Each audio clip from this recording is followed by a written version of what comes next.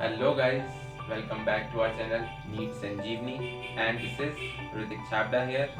तो फाइनली आज हम अपनी न्यू यूनिट शुरू करने जा रहे हैं जो कि है इकोलॉजी की। और इससे पहले हम ह्यूमन फिजियोलॉजी यूनिट अपनी कंप्लीट कर चुके हैं और आज मैं कुछ आपसे शेयर करना चाहता हूँ थोड़ा सा। तो अगर आप सीधा अपना वीडियो वाले पार्ट पर जाना चाहते हैं तो आप वहाँ पर स्किप कर सकते हैं सीधा इस पोर्शन को, और नीचे आपको डिस्क्रिप्शन में मिल जाएंगे वो सब टाइटल्स वगैरह जो होते हैं, तो चैप्टर्स के फॉर्म में होते हैं, तो उसके फॉर्म में आप सीधा उस पर क्लिक करके आप सीधा चैप्टर भी शुरू कर सकते हैं। बाकी आप यहाँ पर जुड़ना चाहते हैं मेरी बात सुनने के लिए तो आप जुड़ भी सकते हैं।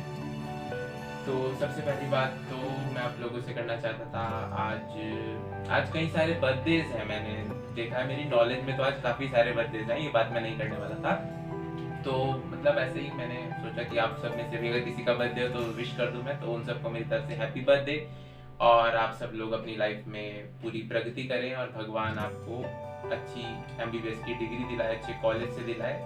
तो ये सब बातें हो गई।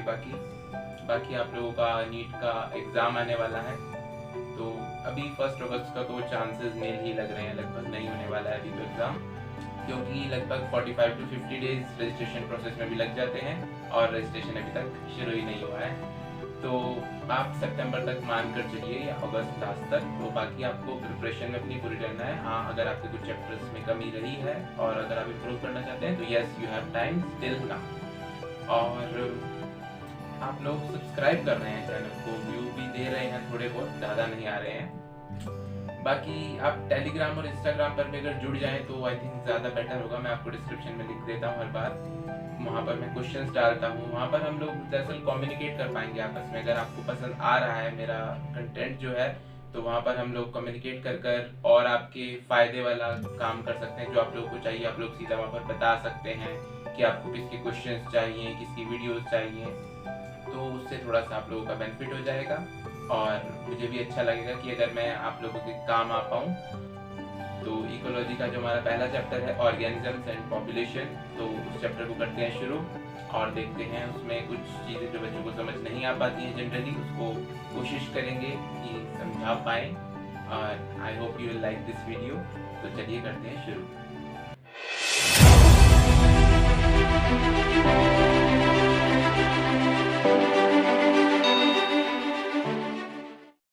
Yes, so here is our chapter number 13 organisms and populations। देखते हैं इसमें क्या क्या दिया हुआ है। और इसमें एक ख़ास बात, NCERT में इसमें काफ़ी लाइंस ऐसी दी हुई हैं जो आपको आई थिंक पढ़ने की नीड नहीं है। अगर आप नीट के पर्पज़ से पढ़ रहे हैं, अगर आप पहली बार 12th में आए हैं अभी और अभी आप चैप्टर पहली बार पढ़ रहे हैं, तो आप एक बार लुक दे सकते हैं पूरे चैप्टर को। इससे आपको थोड़ा समझने में और आसानी होगी शायद से।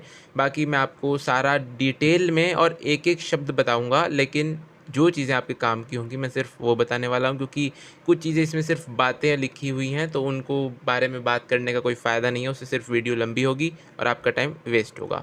तो सबसे पहले इस चैप्टर में बताया गया है कि लिविंग वर्ल्ड कितना कॉम्प्लेक्स है। तो उसकी जो कॉम्प्लेक्सिटी है उसको समझने के लिए हमने जो ये इसकी ऑर्गेनाइजेशन है, बायोलॉजिकल ऑर्गेनाइजेशन, इसको हमने कुछ लेवल्स में डिवाइड करा है। और वो क्या लेवल्स हैं? तो macromolecules, then cells, then tissue level, then organ, individual organism, population, community, ecosystem, biome.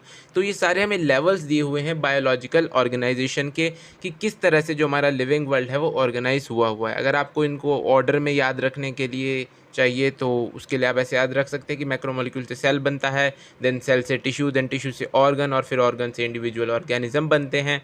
फिर उन ऑर्गेनिज्म से पॉपुलेशन बनती है और पॉपुलेशन से क्या बन जाती है? कम्युनिटी, जो कि फिर बनता है इकोसिस्टम। एंड देन उस पूरे सिस्टम्स को, इकोसिस्टम्स के ग्रुप को कहते हैं बायोम। तो बायोम में भी अभी आगे आप पढ़ेंगे सारी बातें। इकोसिस्टम नेक्स्ट चैप्टर है, उसमें भी आप पढ़ेंगे। तो इस पूरी यूनिट में बेसिकली आप अपने इकोलॉजी के बारे में ही पढ़ने वाले हैं। तो बाकी नीचे जो दिया गया है ये सिर्फ कुछ बातें दी हुई हैं, ये जो आपके काम की नहीं है, कुछ क्वेश्चंस दिए हुए हैं। तो हम मूव करते हैं आगे। तो जो इकोलॉजी है, it deals with interactions among the organisms and between the organism and physical environment, यानी कि एबायोटिक फैक्टर्स जो हैं उनके साथ। तो इकोलॉजी में हम पढ़ने वाले हैं इनके इंटरेक्शन ऑर्गेनिजम्स के बीच में और ऑर्गेनिज्म और उसके फिजिकल एनवायरनमेंट के बीच में। जो इकोलॉजी है मेनली इसमें बेसिकली जो बायोलॉजिकल ऑर्गेनाइजेशन के भी हमने लेवल्स पढ़े हैं, it is mainly concern with 4 levels of biological organisation, जो कि हैं ऑर्गेनिजम्स, पॉपुलेशन, कम्युनिटी और बायोम्स। तो ये सिर्फ इनसे डील करेगा, बाकी इकोसिस्टम वाला टॉपिक अलग है।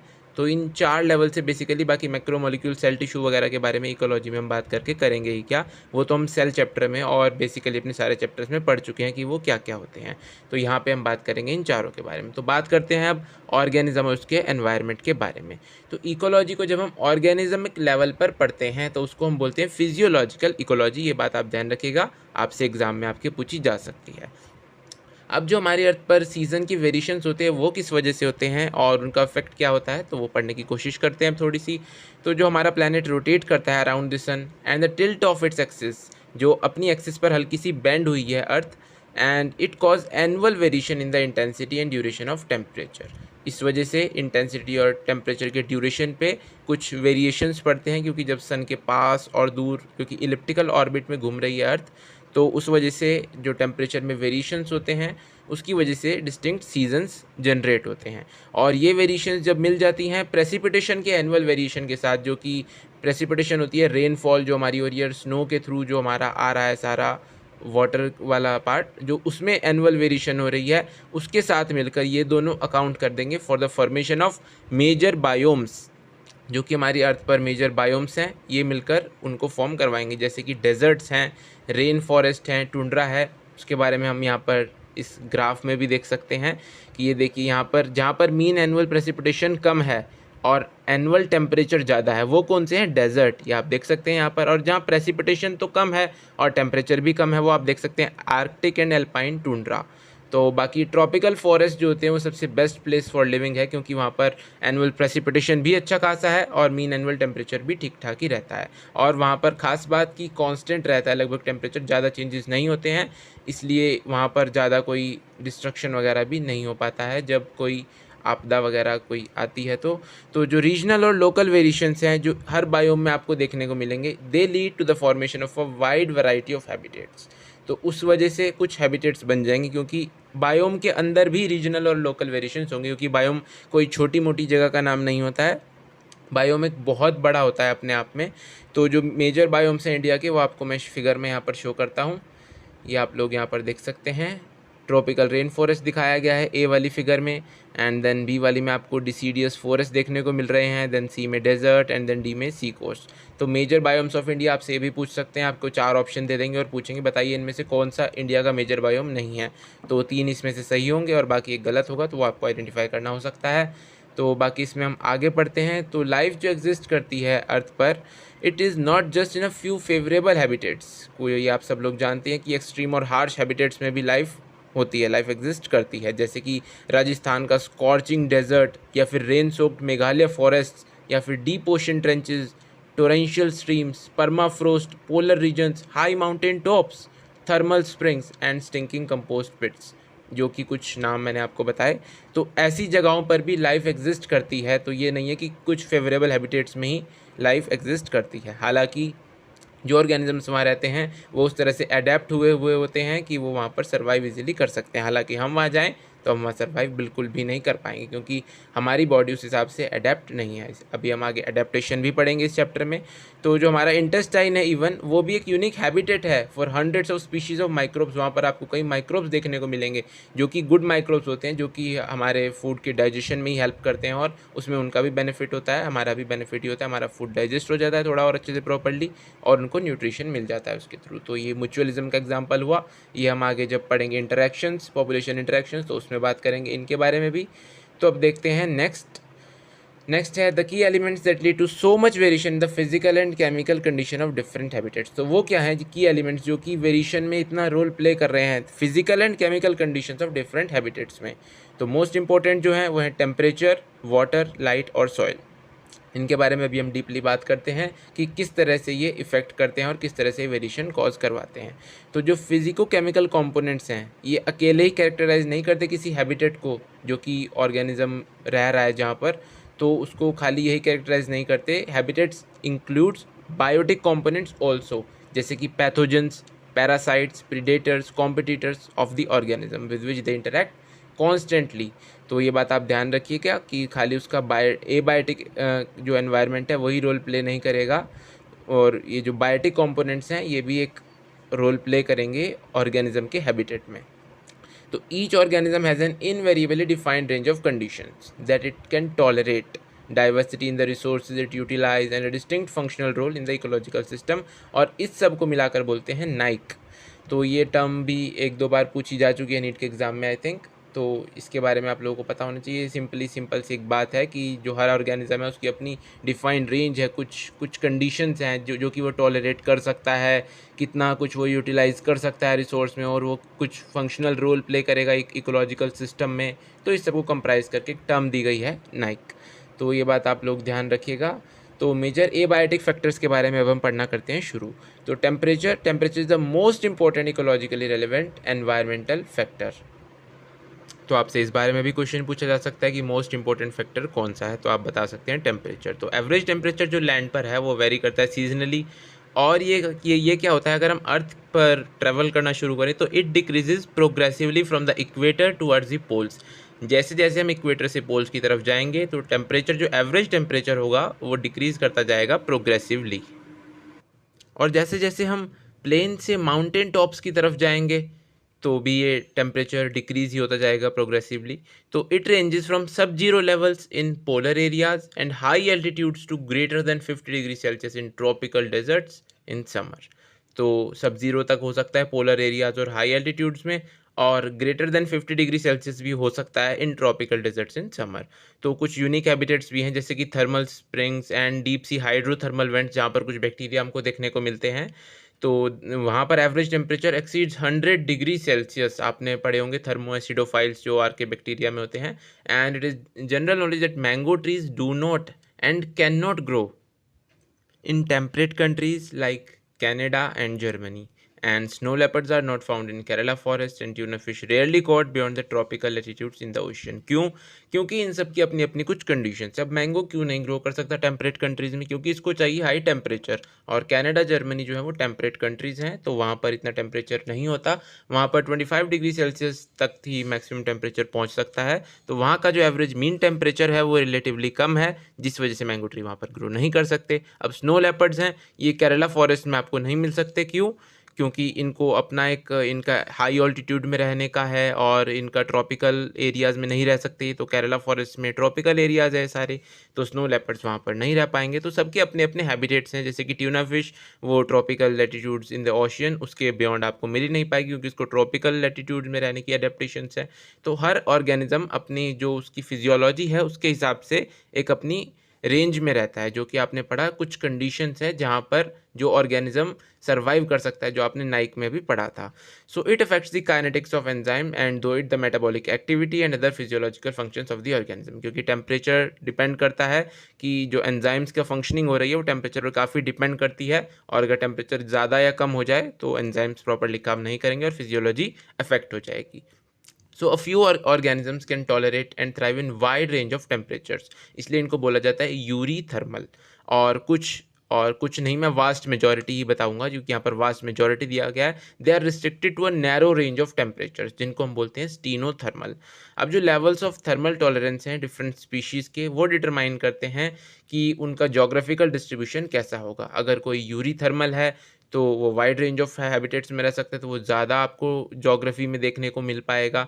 और अगर कोई स्टीनोथर्मल है जो कि लिमिटेड रेंज में आपको टेम्परेचर सर्वाइव कर सकता है, तो वो हर जगह आपको नहीं देखने को मिल पाएगा। अब जैसे हम ह्यूमंस हैं, we are eurythermal sorry, क्योंकि हम वाइड रेंज ऑफ टेम्परेचर को थ्राइव कर सकते हैं। तो इसलिए आपको, क्योंकि हमारे पास एडेप्टेशन है, हम समर्स में हम अपना टेम्परेचर अपने कंडीशंस कर लेते हैं, हम अपने डाइट ऐसी रखते हैं जिस वजह से हमको गर्मी कम लगे, और सर्दियों में हम अपनी डाइट ऐसी रख सकते हैं जिस वजह से हमें सर्दी कम लगे। और भी काफ़ी सारी एडेप्टेशन है जो हम कर सकते हैं फिजियोलॉजिकली या आप कहें फिज़िकली।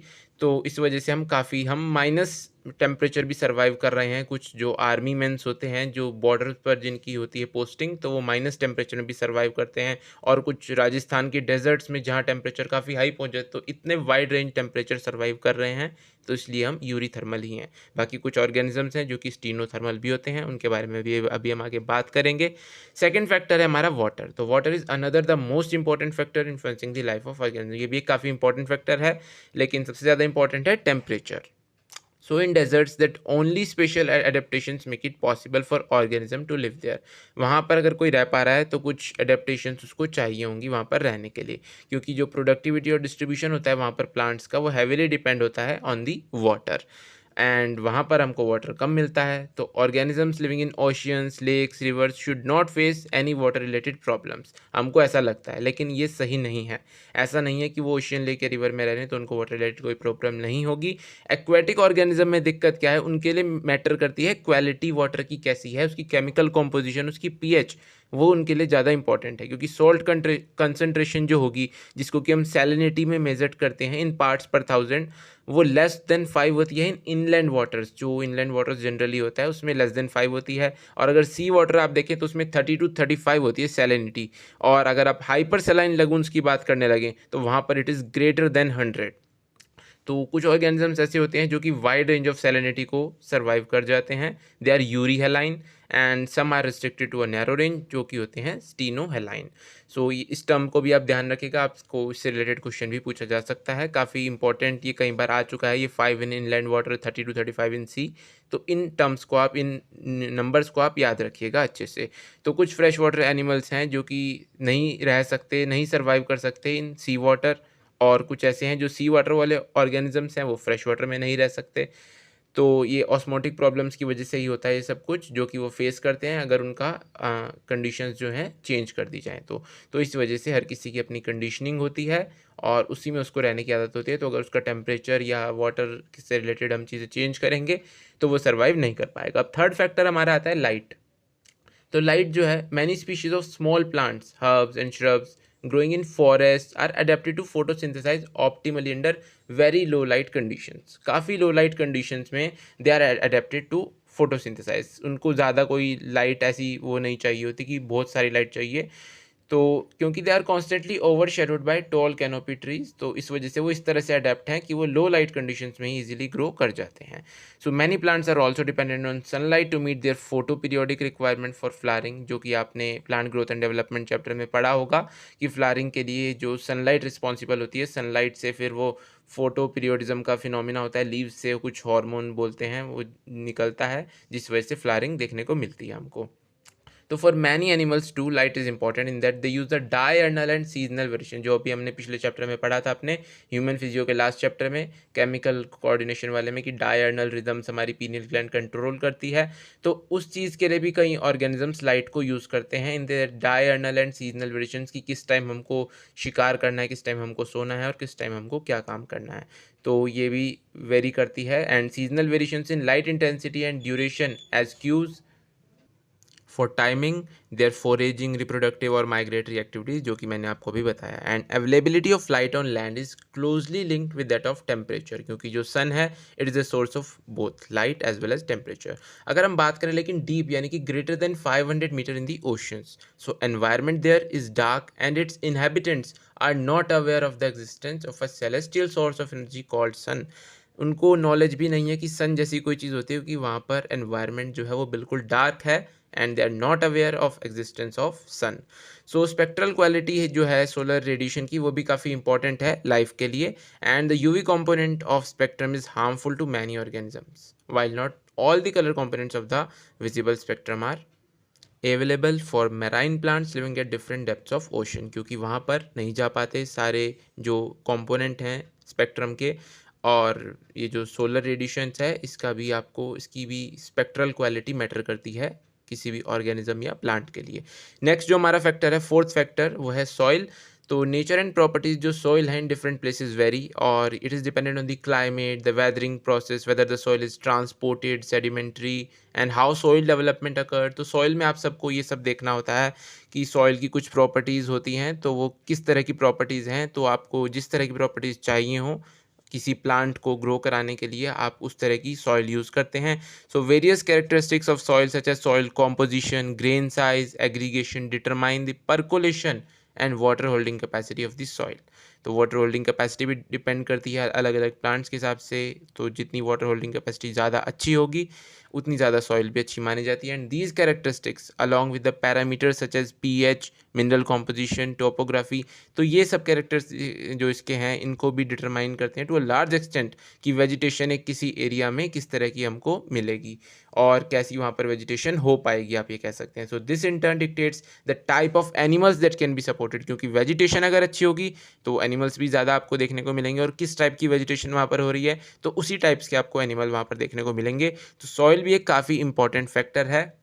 और similarly in the aquatic environment the sediment characteristics often determine the type of benthic animals that can thrive there, क्योंकि जो हमारा एक्वेटिक एनवायरनमेंट है वहाँ पर भी नीचे सेडिमेंट होता है, तो वहाँ पर भी सेडिमेंट के जो कैरेक्टरिस्टिक्स हैं जो भी हमने ऊपर पढ़े तो ये डिटरमाइन करते हैं बेंथिक एनिमल्स, यानी जो नीचे रहते हैं एनिमल्स सी में या किसी भी एक्वेटिक एनवायरनमेंट में, तो वहाँ पर कौन से एनिमल्स थ्राइव कर पा रहे हैं, सर्वाइव कर पा रहे हैं, तो वो डिटरमाइन करेगी वहाँ की सेडिमेंट के कैरेक्टरिस्टिक्स। अब हम बात करेंगे इन रिस्पॉन्सेज की जो एबायोटिक फैक्टर्स के लिए कोई भी ऑर्गेनिज्म दे रहा है। तो during the course of million of years of their existence जो सारी स्पीशीज़ हैं they have evolved relatively constant internal environment, जो उनका within the body environment है उन्होंने कांस्टेंट एनवायरनमेंट इवॉल्व करा है that permits all the biochemical reactions and physiological functions to proceed with maximal efficiency, और इस तरह से इन्हेंस करते हैं ओवरऑल फिटनेस को स्पीशीज़ की, क्योंकि हर के अंदर का जो टेम्परेचर है, कोई भी एनवायरनमेंट है उसके अंदर का, तो बायोकेमिकल रिएक्शंस भी उसके अकॉर्डिंग चल रही हैं और वो एक कांस्टेंट होता है रिलेटिवली। तो जितनी ज़्यादा कांस्टेंसी होती है उस हिसाब से वो मैक्सिमल एफिशिएंसी से अपना काम कर पाएगा और ओवरऑल वो फिट माना जाएगा। So this constancy for example could be in terms of optimal temperature so and osmotic concentration of body fluids, या फिर आइडियली जो ऑर्गेनिज्म होते हैं the organism should try to maintain the constancy of its internal environment, जो ideal माना जाता है तो उसको अपने इंटरनल एनवायरनमेंट को कांस्टेंट ही रखने की कोशिश करनी चाहिए, अ प्रोसेस कॉल्ड होम्योस्टेसिस, जिससे कि वो फिट माना जाएगा। जो फिटनेस ऑफ स्पीशीज है वो इस पर डिपेंड करती है। Despite varying external environmental conditions that tend to upset its homeostasis, उन कंडीशंस के होते हुए भी जो इसकी होम्योस्टेसिस को अपसेट करें, उनके होते हुए भी वो होम्योस्टेसिस को मेंटेन करके रखे। तो उसके बारे में अब आगे पढ़ते हैं हम। तो यहाँ पर एक सिंपल बात बताई हुई, बाकी इस ग्राफ को भी मैं आपको समझाता हूँ। पहले इनके टर्म्स के बारे में समझ लेते हैं, कन्फर्म रेगुलेट है क्या चीज़ है। तो रेगुलेट क्या होता है, some organisms are able to maintain homeostasis, जो कि मैंने आपको बताया कि इंटरनल एनवायरनमेंट को मेंटेन करके रखना, चाहे वो टेम्परेचर हो, ऑस्मोटिक कंसंट्रेशन हो या कुछ भी हो, बाय फिजियोलॉजिकल या sometimes behaviour also means which ensures constant body temperature, constant osmotic concentration etcetera, ये जो भी चीज़ें होती हैं। सो जितने भी बर्ड्स और मैमल्स हैं and a very few lower vertebrate, काफ़ी कम लोअर वर्टिब्रेट हैं, और इनवर्टिब्रेट स्पीशीज़ तो indeed they are capable of such regulation. तो thermoregulation and osmoregulation जो है वो नहीं कर सकते जनरली। सो इवोल्यूशनरी बायोलॉजिस्ट जो हैं they believe that the success of mammals, जो मैमल्स की सक्सेस है, it is largely due to their ability to maintain a constant body temperature and thrive whether they live in Antarctica और in the Sahara desert. तो mammals की success की वजह यही है कि वो होम्योस्टेसिस मेंटेन कर पा रहे हैं। And the mechanisms used by most mammals to regulate their body temperature are similar to the ones that we humans use.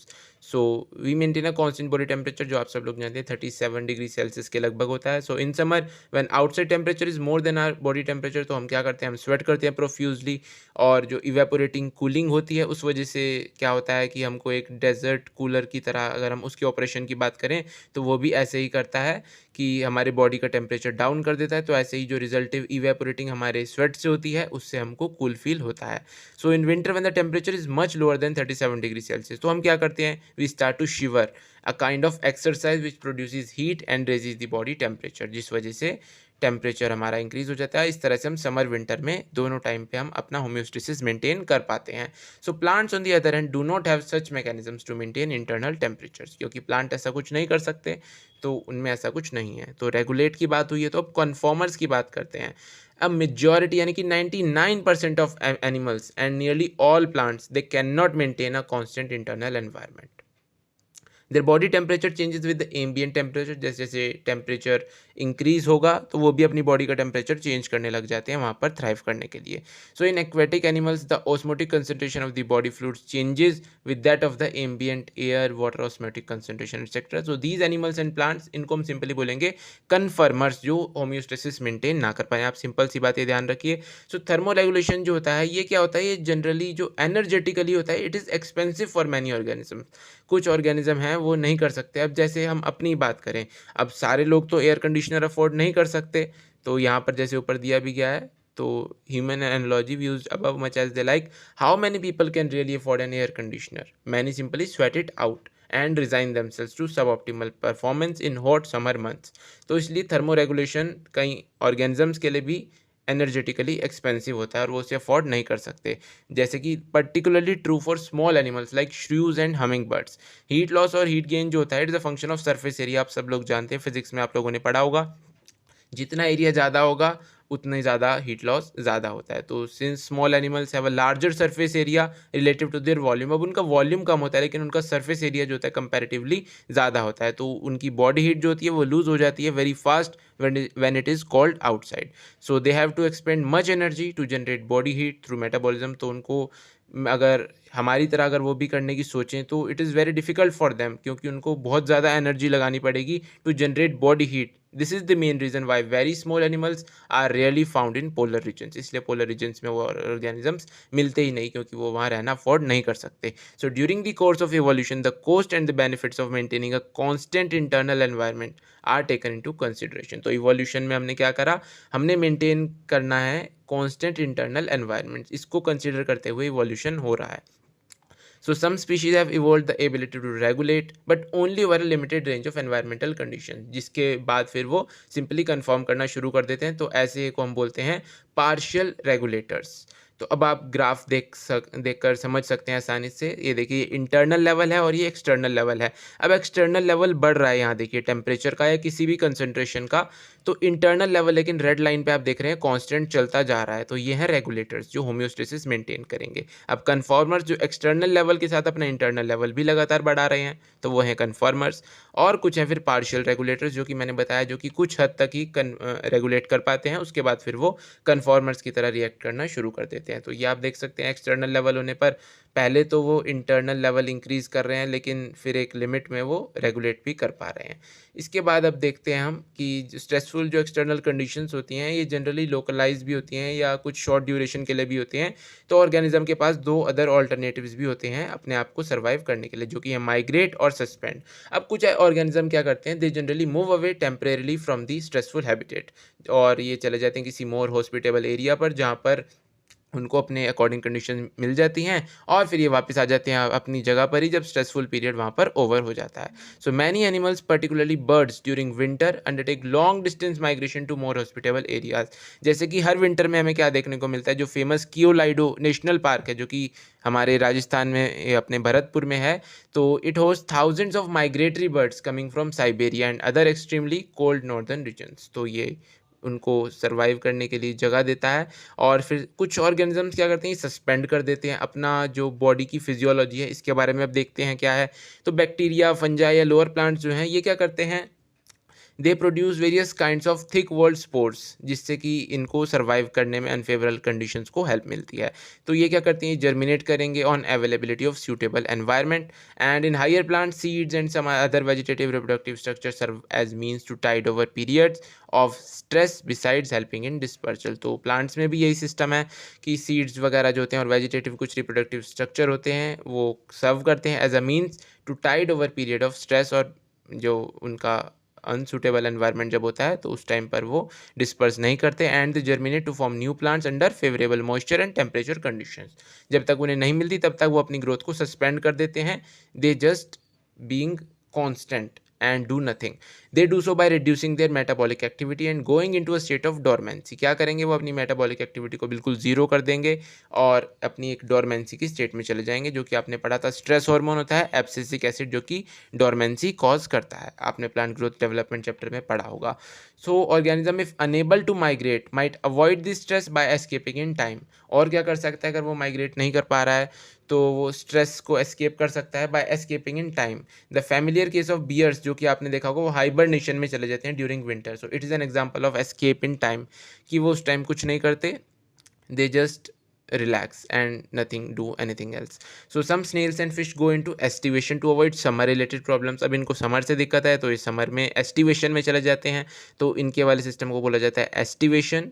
तो कुछ अनफेवरेबल कंडीशन में जो जू प्लैंकटन होते हैं वो क्या करते हैं, लेक और पॉन्ड में जो आपको देखने को मिलते हैं, they are known to enter a diapause, a stage of suspended development. तो ये सारे सस्पेंडेड डेवलपमेंट के केस से बैक्टीरिया, फंजाई, लोअर प्लांट्स, ये सीड डोरमेंसी वाला, और ये जितने भी आपने देखे बियर का और फिश वगैरह का, तो ये सब सस्पेंड के केस और वो माइग्रेट के थे। अब एडेप्टेशंस क्या हैं, various alternatives available to organism for coping with extreme in their environment.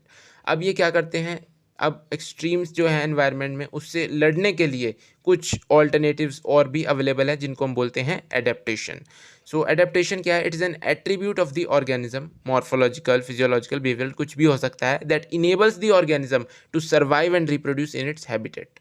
उसी हैबिटेट में अपने इसको कुछ सर्वाइव या रिप्रोड्यूस करना है, तो उसके लिए जो कुछ एट्रीब्यूट्स हैं उनको बोला गया है एडेप्टेशन। हालांकि इससे ये रेगुलेटर नहीं बन जाते, दे आर सिंपली कन्फर्मर्स।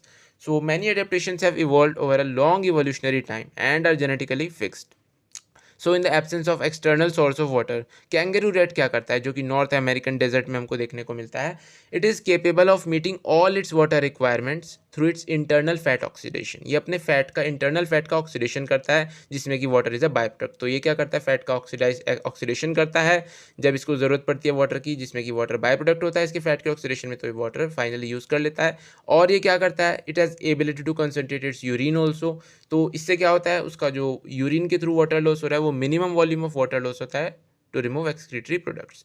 अब कुछ डेजर्ट प्लांट्स ऐसे हैं जिनमें की थिक क्यूटिकल प्रेजेंट होती है लीफ के सरफेस पर, आप लोग जानते होंगे इनके बारे में, कैम्प पाथवे में भी आपको इसके बारे में जानकारी मिलती है कि उनमें एक थिक क्यूटिकल प्रेजेंट होता है जिससे कि वो वाटर लॉस से बचने की कोशिश करते हैं, and have their stomata arranged in deep pits to minimise water loss through transpiration.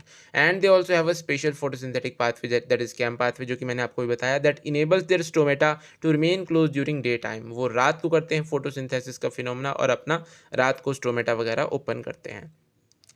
So some desert plants like opuntia have no leaves, they are reduce to spines. तो जितना सरफेस एरिया मैंने आपको बताया ना भी कम होगा, उतना ज़्यादा लॉस कम होगा, तो इसने अपनी लीव्स को रिड्यूस कर लिया टू स्पाइंस, तो सरफेस एरिया क्या हो गया, कम। And the photosynthetic function is taken over by the flattened stem. और फोटोसिंथेटिक फंक्शन किसने ले लिया, जो फ्लैट इसकी स्टेम्स है उसने ले लिया, क्योंकि फोटोसिंथेसिस के लिए तो सरफेस एरिया चाहिए ना, तो इस वजह से ये कर लेता है अपने आप को सर्वाइव।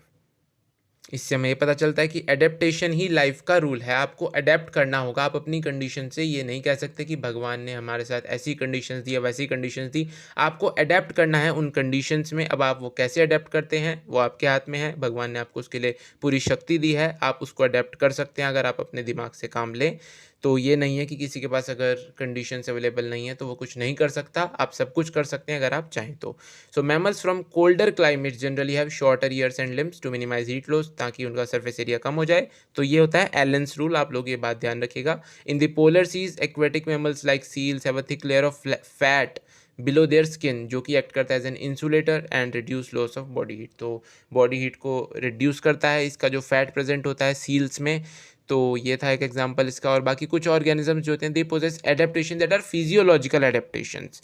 तो फिजियोलॉजिकल एडेप्टेशंस क्या है, which allow them to respond quickly in a stressful situation. तो अगर कोई स्ट्रेसफुल सिचुएशन आए तो उसमें वो रिस्पॉन्ड कर पाएगा क्विकली। जैसे कि आपने एक्सपीरियंस करी होगी ऑल्टीट्यूड सिकनेस, अगर आप किसी हाई एल्टीट्यूड के प्लेस पर गए हैं।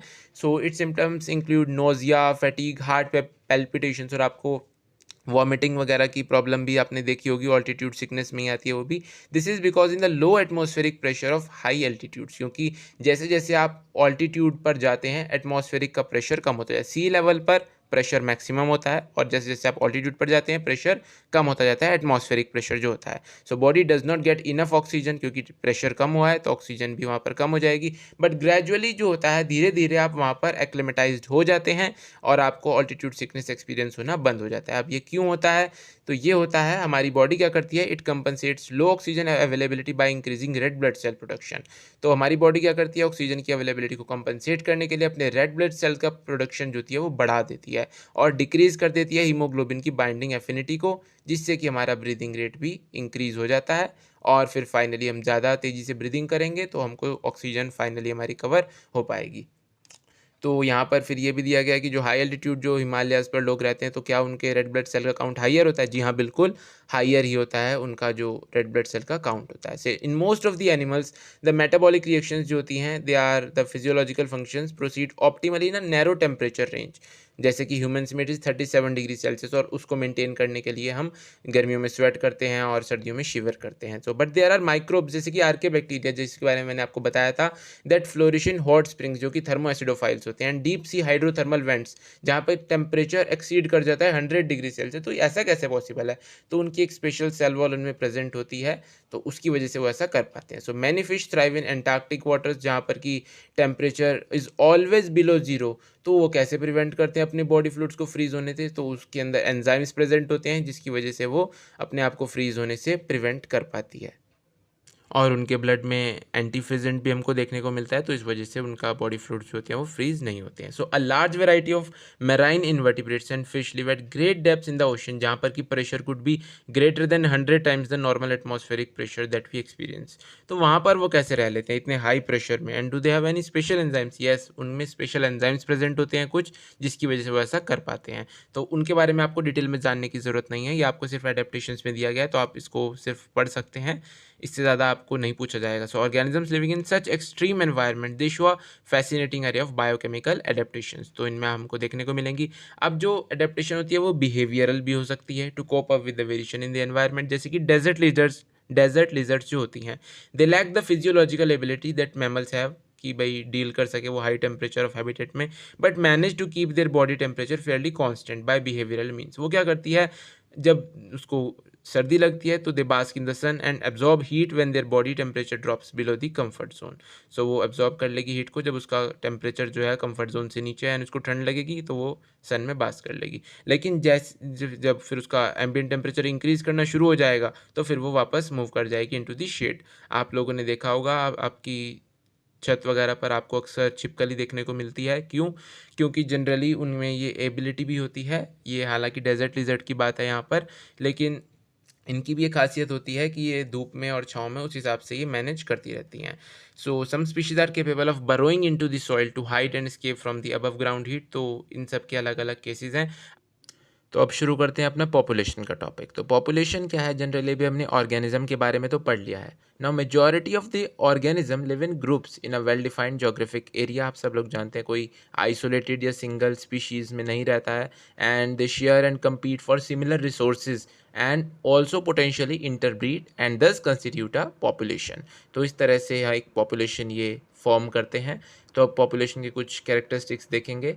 तो एक इंडिविजुअल ऑर्गेनिज्म जो होता है that has to cope with the changed environment. It is at the population level that natural selection operate to evolve the desire traits. तो जो नेचुरल सिलेक्शन होता है वो पॉपुलेशन के लेवल पर काम करता है, वो किसी इंडिविजुअल ऑर्गेनिज्म के लेवल पर काम नहीं करता कि किसी ऑर्गेनिज्म को कोप करना है विद द चेंज एनवायरनमेंट तो वो पूरी पॉपुलेशन में ही जनरेशन वाइज चेंज देखने को मिलता है। तो जो पॉपुलेशन इकोलॉजी है इसलिए इसको एक इम्पॉर्टेंट एरिया माना गया है because it links ecology to population genetics and evolution.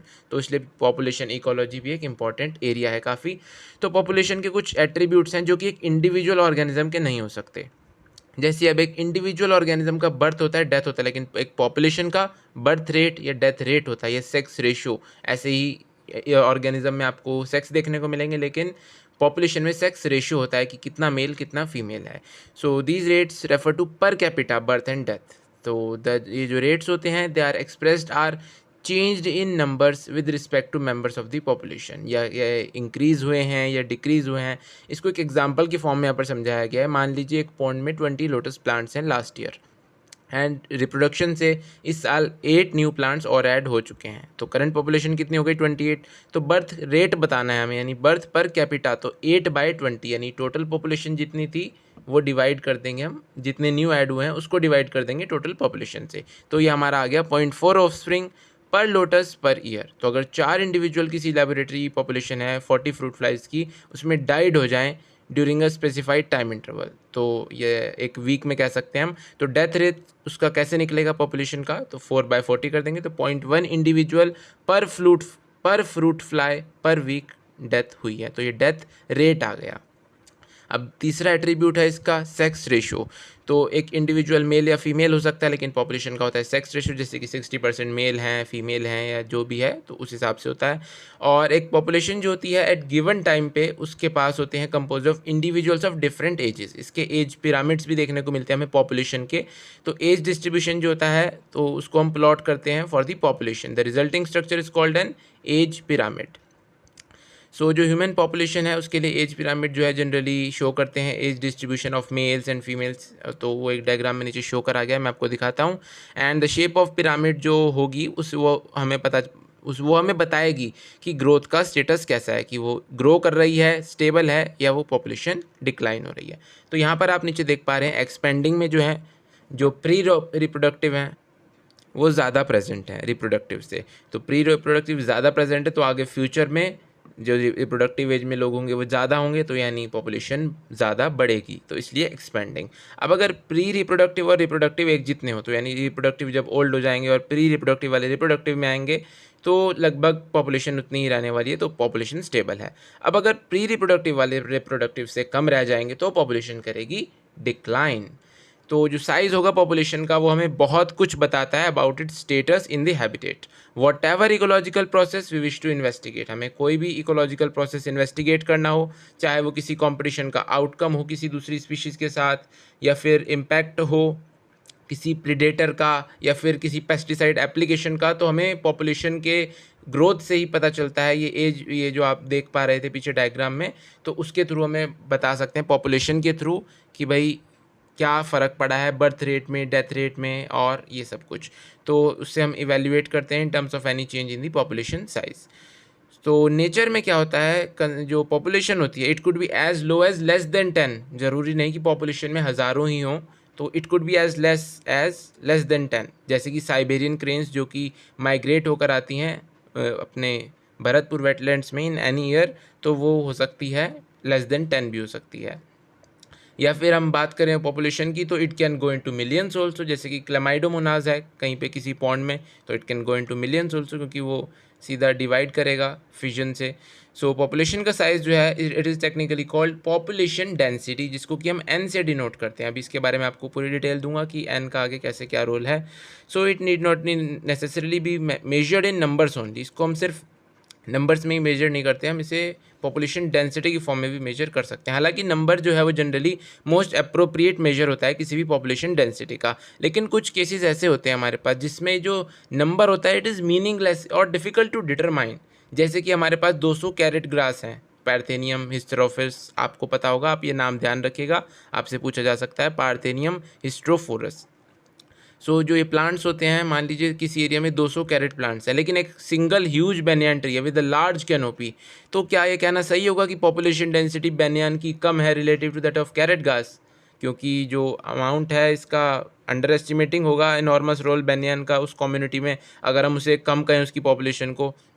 तो ऐसे केसेस में हम देखते हैं परसेंट कवर और बायोमास, तो वहाँ पर ये मोर मीनिंगफुल हो जाता है measure of the population size. So total number is again not an easily adoptable measure if the population is huge and counting is impossible और वेरी टाइम कंज्यूमिंग। अगर ऐसा बैक्टीरिया है तो उस केस में तो हम गिनने नहीं बैठेंगे, अगर पॉपुलेशन ज़्यादा ह्यूज हो तो उसमें भी हम फिर बायोमास वाला ऑप्शन ही चूज़ करते हैं। अब कुछ केसेस में क्या होता है, for certain ecological investigation there is no need to know the absolute population densities, वहाँ पर हम रिलेटिव डेंसिटीज़ ही सर्व करते हैं इक्वली, क्योंकि वो लगभग उससे हमें अप्रोप्रिएट पता चल जाता है। For instance the number of fish caught per trap is good enough measure of its total population density in the lake. तो ये भी एक गुड मेजर है। अगर हम फ़िश कॉट पर ट्रैप देखें कि एक ट्रैप में कितनी फ़िश कॉट हो रही हैं, उसके हिसाब से पूरे उनके फार्मूलाज होते हैं, तो उसके बेस पर वो पॉपुलेशन काउंट कर लेते हैं। एंड पॉपुलेशन साइज़ अगर हमने इनडायरेक्टली देखनी हो टाइगर्स वगैरह की, तो टाइगर सेंसस जो होता है हमारे नेशनल पार्क्स में, वहाँ पर क्या होता है टाइगर रिजर्व्स में उनके पग मार्क्स और फीकल पैलेट्स देखे जाते हैं, और उसके बेस पर उनकी पॉपुलेशन देखी जाती है कि उनकी पॉपुलेशन क्या चल रही है, कहीं कम तो नहीं हो पा रही है, क्योंकि टाइगर्स को काउंट नहीं कर पाएंगे सिर्फ वो नेशनल पार्क में, कोई वो ज़ू नहीं है, वो नेशनल पार्क है, वहाँ पर वो फ्री होते हैं घूमने के लिए। सो ये थे हमारे पॉपुलेशन के कुछ एट्रीब्यूट्स। अब बात करते हैं पॉपुलेशन के ग्रोथ की। It is these changes in population density, जो कि हमें आइडिया देते हैं कि पॉपुलेशन में क्या हो रहा है, ये फ्लोरिश कर रही है या डिक्लाइन कर रही है। रीज़न कुछ भी हो, तो डेंसिटी जो पॉपुलेशन की होगी of a given habitat during a given period, वो फ्लक्चुएट करेगी due to changes in 4 basic process. तो 4 बेसिक प्रोसेस हमको देखने में मिले किस वजह से कि ये पॉपुलेशन जो इंक्रीज या डिक्रीज होगी। तो या तो होगी नेटैलिटी या इमिग्रेशन, जिसकी वजह से पॉपुलेशन क्या होगी, इंक्रीज होगी। अब या होगी मोर्टेलिटी या एमिग्रेशन, जिसकी वजह से पॉपुलेशन डेंसिटी डिक्रीज होगी। अब देखते हैं टर्म्स क्या हैं। तो नेटैलिटी है number of births during a given period in the population that are added to the initial density. तो नेटैलिटी यानी बर्थ्स, आप सिंपल ध्यान रखिए। और मोर्टेलिटी तो आपको नाम से ही पता चल रहा है, number of deaths in the population during a given period. Immigration क्या होता है, the number of individuals of same species that have come into the habitat from elsewhere during the time period under consideration. तो immigration क्या है, मान लीजिए कोई बंदा फॉरेन से इंडिया आ रहा है, तो इंडिया की पॉपुलेशन डेंसिटी में वो बंदा इमिग्रेट कर रहा है, तो इमिग्रेशन से भी डेंसिटी बढ़ती है क्योंकि बंदा आया है पॉपुलेशन के अंदर, तो पॉपुलेशन बढ़ी है। एमिग्रेशन में क्या होता है, कोई बंदा इंडिया से फॉरेन चला जाए या किसी और जगह चला जाए, तो इंडिया की पॉपुलेशन डेंसिटी में हालांकि एक बंदे से फ़र्क नहीं पड़ेगा, एक ग्रुप अगर हम कहें वो ज़्यादा थोड़ा सा सही होगा कहना, तो अगर कुछ बड़ा एक बंदों का ग्रुप एमिग्रेट कर जाता है इंडिया से, तो वो इंडिया की पॉपुलेशन डेंसिटी में आपको बहुत ही माइन्यूट हालांकि देखने को मिलेगा। 130-135 करोड़ जनता है इंडिया में, तो उसमें कितने भी निकल जाएँ तो ज़्यादा कुछ फ़र्क नहीं पड़ने वाला। तो ये था आपकी 4 टर्म्स, नेटैलिटी, मोर्टेलिटी, इमिग्रेशन और एमिग्रेशन। तो ये आपको यहाँ चार्ट की फॉर्म में दिखाया गया है कि देखिए इमिग्रेशन में प्लस हो रही है, नेटैलिटी में प्लस हो रही है, बाकी मोर्टेलिटी में माइनस और एमिग्रेशन में भी माइनस हो रही है। सो एन हमने बताया था आपको पॉपुलेशन डेंसिटी है, तो let at time T N है हमारी पॉपुलेशन डेंसिटी। अब टाइम जब t+1 हुआ, आप कुछ भी टाइम लेट इट भी मान लीजिए, t' मान लीजिए, तो उस टाइम पर इसकी जो पॉपुलेशन डेंसिटी होगी वो कितनी होगी, उसके लिए एक फॉर्मूला है सिंपल सा, n t+1 यानी कि population density at time t' और is equals to N T यानी जो इनिशियल थी हमारी population density plus B plus I minus D plus E. क्या है, अब ये बी है बर्थ प्लस इमिग्रेशन आई और डी डेथ और एमिग्रेशन। तो डेथ और एमिग्रेशन क्या कर रहे हैं, ये पॉपुलेशन को कम कर रहे हैं, और बर्थ और इमिग्रेशन इंक्रीज़ कर रहे हैं। तो हम बर्थ और इमिग्रेशन को ऐड करेंगे, तो उसमें से हम माइनस कर देंगे जो पॉपुलेशन हमारी बाहर चली गई, चाहे डेथ के थ्रू गई चाहे एमिग्रेशन के थ्रू गई। तो हमारे पास टोटल इंक्रीज़ आ गया कि टोटल इंक्रीज़ कितना हुआ है, जो हमारे टोटल इंक्रीज़ हुए उसमें से माइनस करके जो हमारे लीव करे हैं, तो ये हमारा नेट इंक्रीज़ आ गया। इसे मोर टेक्निकली बोलें तो नेट आ गया ये।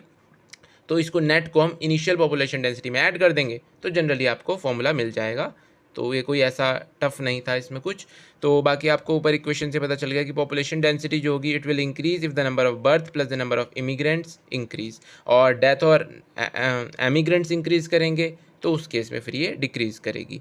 सो अंडर द नॉर्मल कंडीशन जो बर्थ एंड डेथ है they are the most important factors influencing population density. Generally immigration और एमिग्रेशन कुछ ऐसा इफेक्ट नहीं डालते क्योंकि बर्थ और डेथ तो डेली का प्रोसेस है। बाकी इमिग्रेशन एमिग्रेशन आपको कम देखने को मिलेगा, रोज़ाना आपको देखने को नहीं मिल पाएगा। बाकी जो 2 फैक्टर हैं इमिग्रेशन और एमिग्रेशन, इनकी इंपॉर्टेंस खाली कुछ स्पेशल कंडीशंस में है, जैसे कि ये कोई न्यू हैबिटेट अभी कॉलोनाइज हो रहा है तो उस केस में इमिग्रेशन कंट्रीब्यूट करेगा more significantly to the population growth than the birth rate.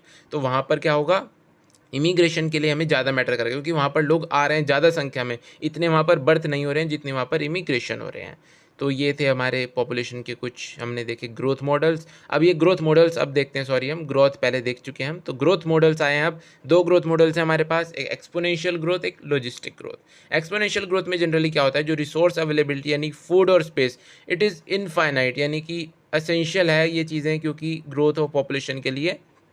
लेकिन एक्सपोनेंशियल ग्रोथ में हम मान के चलते हैं कि ये इनफाइनाइटली प्रेजेंट है हमारे पास, या फिर कहें कि जितने हमारे पास ऑर्गेनिजम्स प्रेजेंट हैं उनके लिए ये मैक्सिमल प्रेजेंट है कि उनको कोई कमी नहीं होगी। आइडियली क्या होता है, जब रिसोर्सेज किसी हैबिटेट्स में अनलिमिटेड हो जाएं, जो कि मैंने आपको बताया, so each species has the ability to realise fully its innate potential, वो अपने पोटेंशियल तक ग्रो करेगी फिर। तो to grow in a number as Darwin observe while developing this theory of natural selection, जैसा कि डार्विन जी ने ऑब्जर्व करा था। सो पॉपुलेशन जो होगी ग्रो करेगी इन एन एक्सपोनेंशियल या फिर हम कहें ज्योमेट्रिक फैशन में ग्रो करेगी वो। तो पॉपुलेशन में क्या होगा, इसमें साइज एन था तो बर्थ रेट या फिर total number per capita they are represented as B and death rate as D.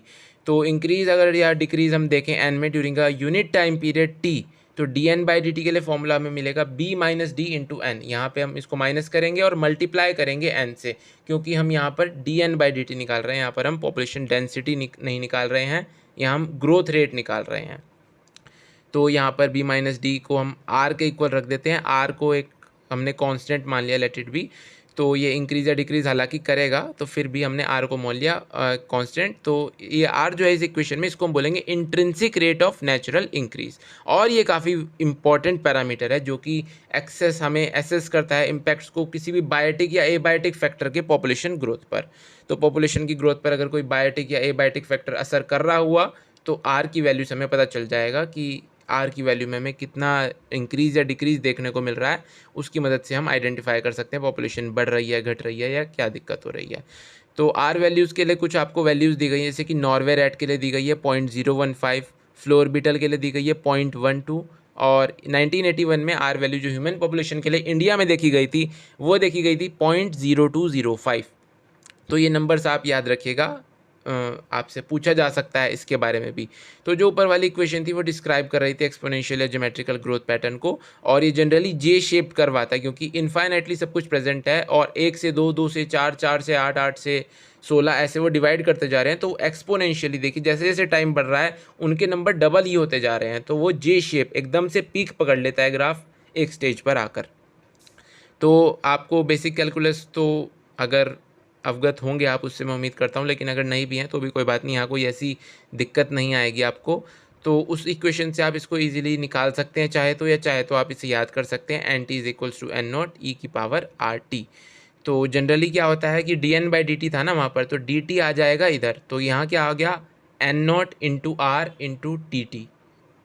उसके बाद जब हम इसको इंटीग्रेट करेंगे तो उससे ही आ जाएगा, आपको इसके लिए ज़्यादा डिटेल में इसके जाने की ज़रूरत नहीं है। तो बाकी यहाँ पे टर्म्स दी गई हैं सारी, आर वही है intrinsic rate of natural increase. तो बाकी any species growing exponentially under unlimited resources condition it can reach enormous population density in a short time, क्योंकि ये जी शेप्ड कर्व आ रहा है तो एकदम से कुछ टाइम के लिए तो स्पीड धीरे होगी, लेकिन एकदम से एक्सिलरेट करेगी एक टाइम पर आकर, जैसे कि डार्विन जी ने शो करा था कि how even a slow growing animal like elephant it could reach enormous number in the absence of checks. तो चेक्स ज़रूरी हैं। बाकी हम दूसरा जो पढ़ने वाले हैं अभी लॉजिस्टिक ग्रोथ, उसमें आप देख सकते हैं उसमें पॉपुलेशन इंक्रीज़ तो करेगी एक बार, लेकिन एक टाइम पर आकर जब लिमिटेड रिसोर्सेज हमारे पास प्रेजेंट होंगे तो पॉपुलेशन स्टेबल हो जाएगी फाइनली, और एक एसिम्प्टोट हमको देखने को मिल जाएगा। अब यहाँ पर नीचे एक एनेक्डोट शो करा हुआ है, एक एग्जाम्पल शो करा हुआ है कि एक किंग मिनिस्टर को कहता है चेस गेम के लिए, तो वो फिर कहता है कि अगर मैं जीत गया तो भाई मेरे को आप जो मैं कहूँगा आप वो देंगे। तो जो मैं कहूँगा नहीं, उसने कहा था कि मैं आपको चेस के दाने, चेस के जो बॉक्स होते हैं 64 होते हैं, तो उसने कहा था आप मुझे इतना अनाज दीजिएगा कि एक बॉक्स में आप एक रखिएगा, दूसरे में 2, तीसरे में 4, उसको डबल करते जाइएगा, मतलब और आपको 64 बॉक्सेस पूरे, मतलब जितना मुझे अनाज देना है। तो उन्होंने कहा ठीक है, उन्होंने कहा ये कौन सी मुश्किल बात है, और फाइनली फॉर्चुनेटली या अनफॉर्चुनेटली कह लीजिए किंग के लिए, तो मिनिस्टर जीत गया। उसके बाद क्या देखने को मिला, अब जब उसने कहा चलो कोई बात नहीं, सिंपल सी है ये तो डिमांड, ऐसी कोई बड़ी बात नहीं है। अब राजा को नहीं था, मंत्री था समझदार, तो जब राजा ने देना शुरू करा, पहले तो 2, 4, 8, 16, 32, 64 कुछ पता नहीं चला, लेकिन जब आते आते आगे पहुँचे तो 64 तक, मैं आपको नंबर बताऊँ, मैंने कैलकुलेटर से निकाला, 1.8 इंटू 10⁻19 हो जाता है ये नंबर। ये 2 से मल्टीप्लाई करते हुए अगर हम 64 तक आएँ तो फाइनली राजा ने मंत्री के आगे हार मानी, इतना अनाज वो प्रोवाइड नहीं करा पाया।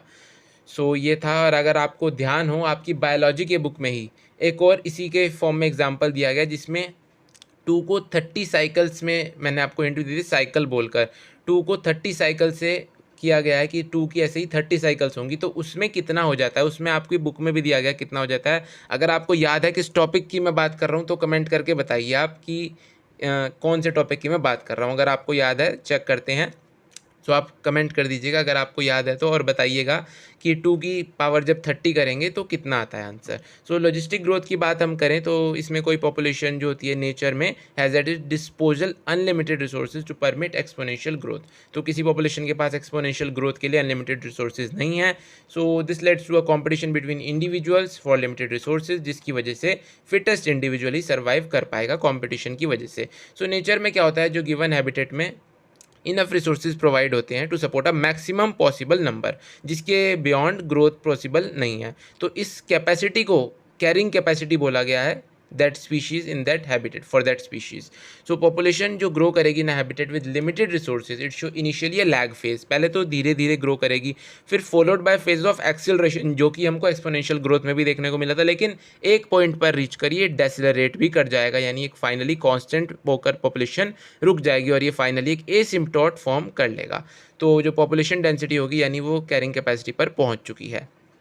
सो इसके लिए अब मैंने आपको भी प्लॉट दिखाया था, एस शेप्ड कर्व होता है इसका, एक्सपोनेंशियल का जे शेप होता है, इसका एस शेप होता है, आप इसको सिग्मोइड भी बोल सकते हैं. सो प्लॉट ऑफ एन ये हमें दिया गया, सिग्मोइड कर्व यहाँ पर दिया गया है. और बाकी इस पॉपुलेशन ग्रोथ को वर्हल्स पर्ल लॉजिस्टिक ग्रोथ मॉडल भी बोला जाता है. तो ये बात आप लोग ध्यान रखिएगा. और इसकी इक्वेशन दी जाती है D N by D T equals to R N K minus N by के.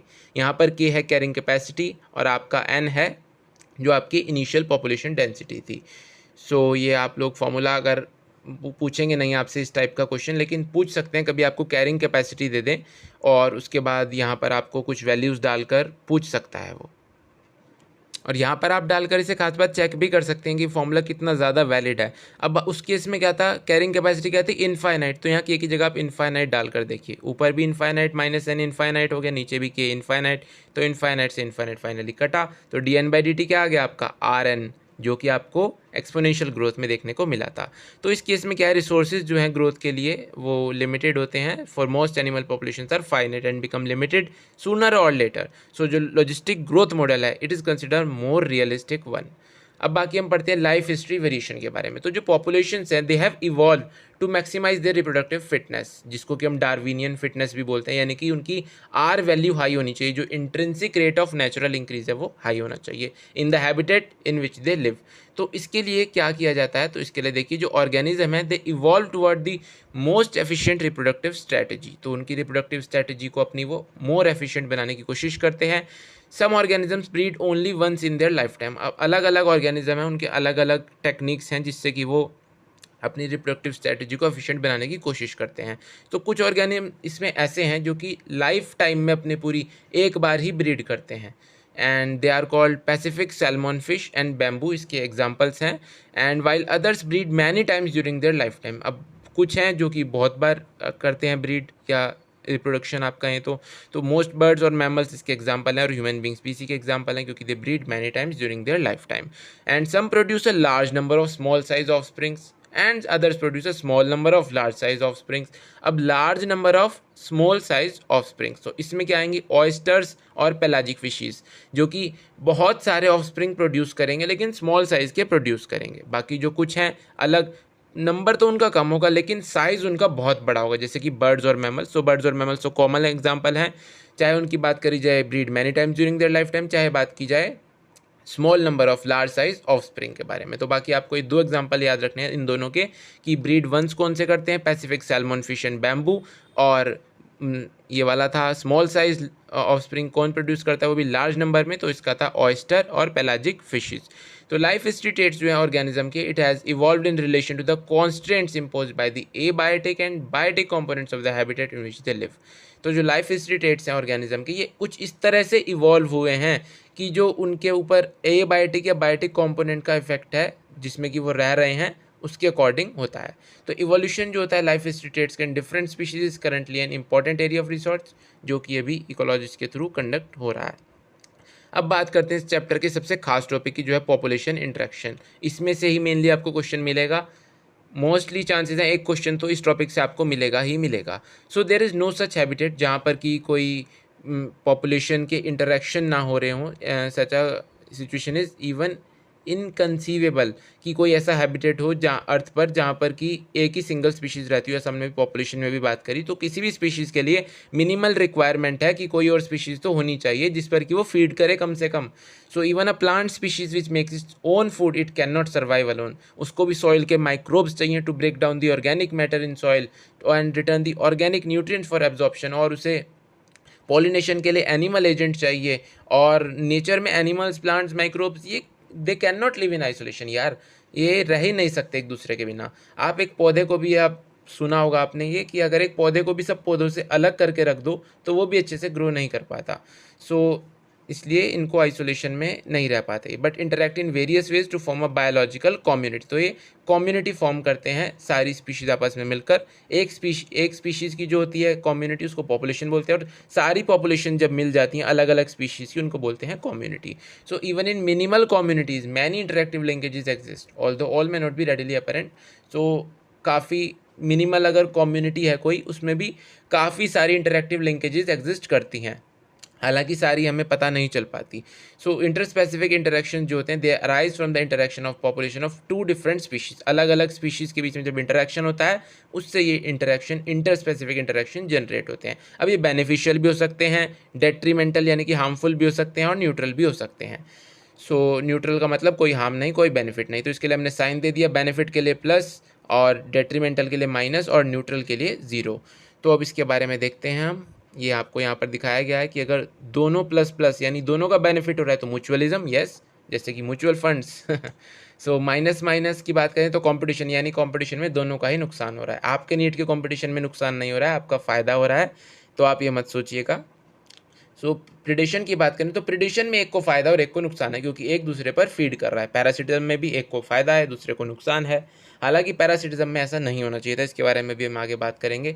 कमेंसलिज्म में क्या होता है, एक को फ़ायदा और दूसरे को कोई फ़र्क नहीं पड़ता कि उसको फ़ायदा हो रहा है या नहीं हो रहा है, उसको कोई मतलब नहीं। एमेंसलिज्म में क्या होता है, एक को नुकसान होता है लेकिन दूसरे को ना कोई फ़ायदा ना नुकसान, वो बेफालतू में दूसरे का नुकसान कर देता है। सो बोथ स्पीशीज़ बेनिफिट करेंगे। म्यूचुअलिज्म में कंपटीशन में दोनों को नुकसान होगा, प्रिडेशन पैरासिटिज्म में एक को फ़ायदा एक को नुकसान, और कमेंसलिज्म एमेंसलिज्म में कैमेंसलिज्म में होगा एक को फ़ायदा दूसरे को न्यूट्रल, और एमेंसलिज्म में एक को नुकसान और दूसरे को न्यूट्रल। सबसे पहले बात करते हैं प्रिडेशन की। प्रिडेशन में क्या है, you can think of predation as nature's way of transferring to higher trophic levels the energy fix by plants. तो आप इसको एक ऐसा तरीका समझ सकते हैं नेचर का कि जो एनर्जी प्लांट फिक्स करते हैं उसको हायर ट्रॉफिक लेवल पर पहुंचाना है, तो उसका काम मेनली प्रिडेशन ही कर रहा है। अब प्लांट्स को कोई खाएगा तो प्लांट्स को खाने वाला ही वैसे तो प्रीडेटर हुआ, लेकिन उसको आगे पहुंचाने के लिए उस एनर्जी को किसी कार्निवोरस की प्रेजेंट होना ज़रूरी है, क्योंकि जब वो हर्बीवोर्स को खाएगा तभी तो प्लांट की एनर्जी उसके पास पहुंचेगी और ऐसे ऐसे किसी हायर लेवल पर पहुंचेगी। तो हम जब किसी प्रीडेटर और प्रे की बात करें तो जनरली हमारे दिमाग में टाइगर और डियर ही आते हैं, लेकिन एक स्पैरो अगर कोई सीड खा रहा है तो वो भी किसी प्रीडेटर से कम नहीं है, ये बात आप ध्यान रखिए। और हम जो हैं हम हर्बीवोर नहीं हैं, हम भी प्रीडेटर ही हैं अगर देखा जाए तो। We are not very different from the predators, हालांकि चाहे हम वेजिटेरियन भी हों, क्योंकि हम प्लांट्स को खा रहे हैं, लेकिन वो सब खैर अलग बातें हैं, उनके बारे में बात नहीं करते हम। So besides acting as conduits for energy transfer. अब ये कॉन्ड्यूट्स क्या हैं, कॉन्ड्यूट्स यानी कि ये ट्रांसफ़र करते हैं एनर्जी को, इसलिए इनको कॉन्ड्यूट्स बोला गया है कि ये ट्रांसफरर हैं for energy transfer across the trophic levels. So predator जो हैं वो अदर इंपॉर्टेंट रोल्स भी प्ले करते हैं।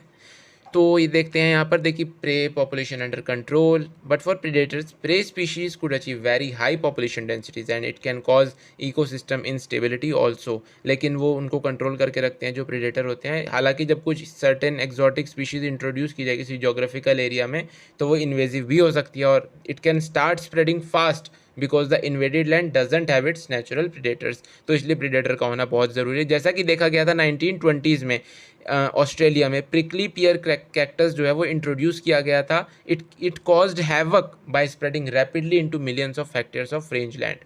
फाइनली इसकी एक इन्वेजिव कैक्टस की मौत फ्लाई जो थी, कैक्टस फीडिंग जो प्रीडेटर था, उसको उसके नेचुरल हैबिटेट से वहाँ पर कंट्री में इंट्रोड्यूस किया गया और फिर उसकी ग्रोथ कंट्रोल हुई थोड़ी सी।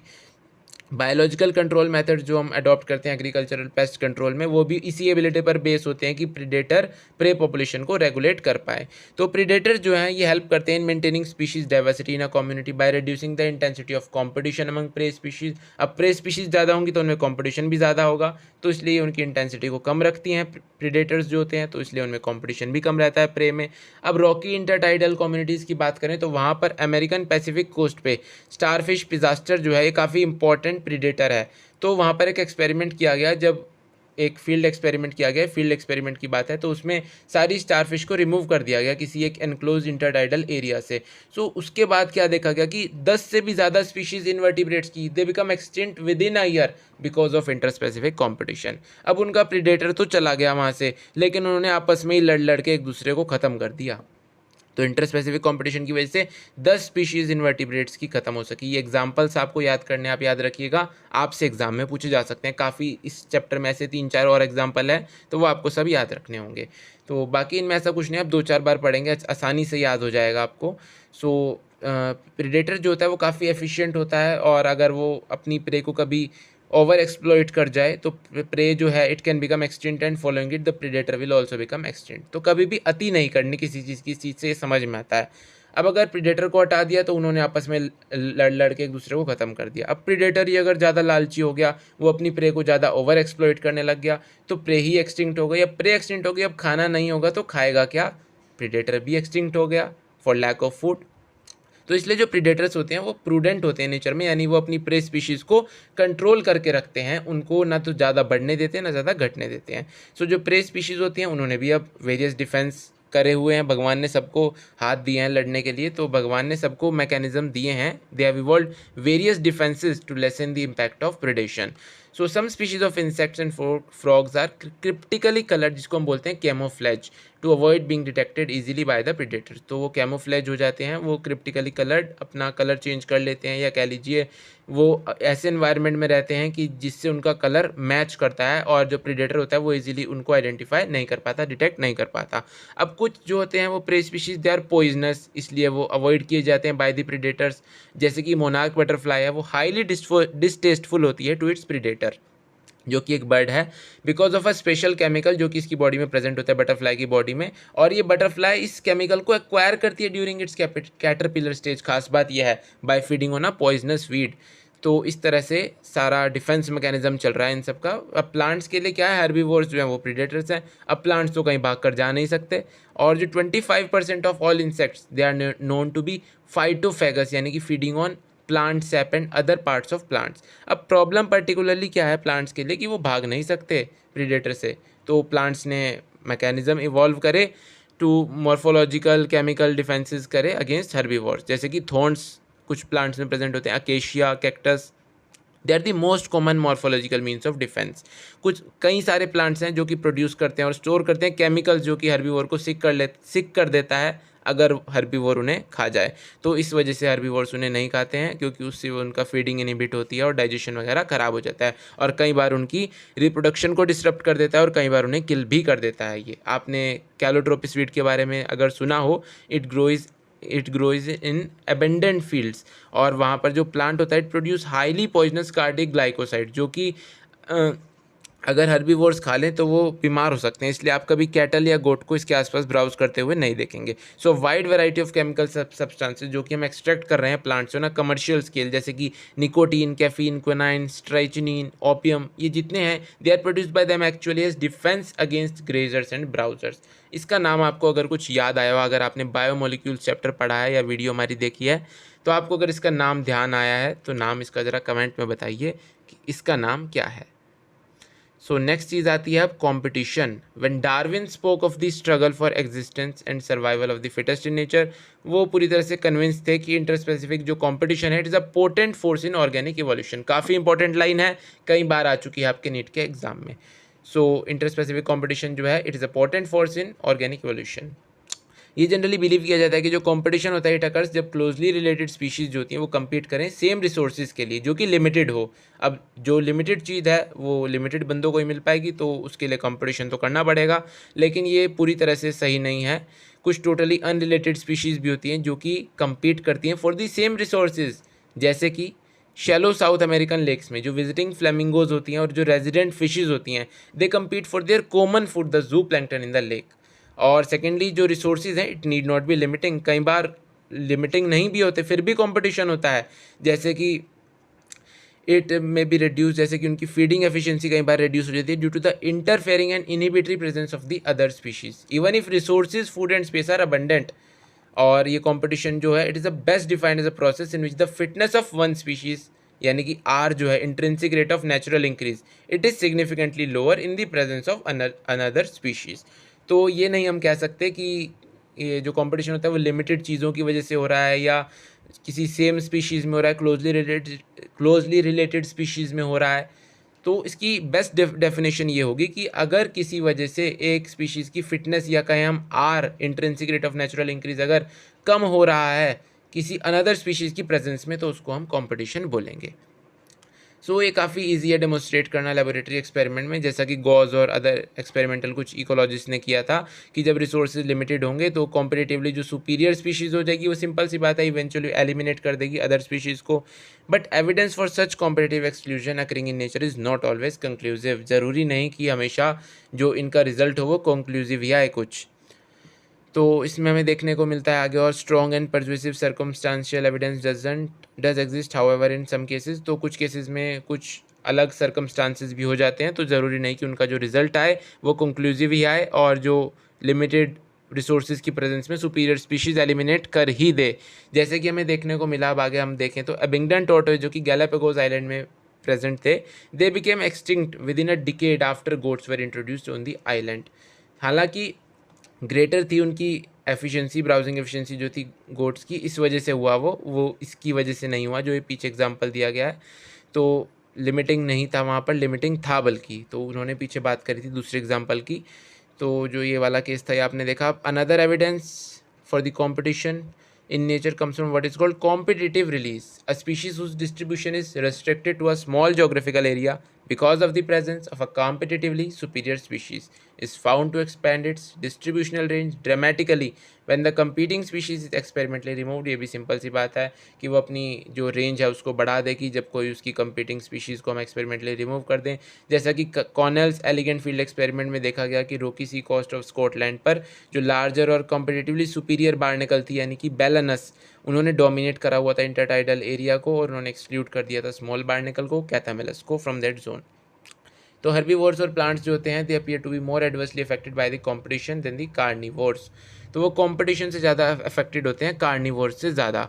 ऐसा नहीं है कि उनमें कुछ कार्निवोर्स ही उनको ज़्यादा ख़त्म कर रहे हैं, वो आपस में कंपटीशन कर करके लड़ मर रहे हैं।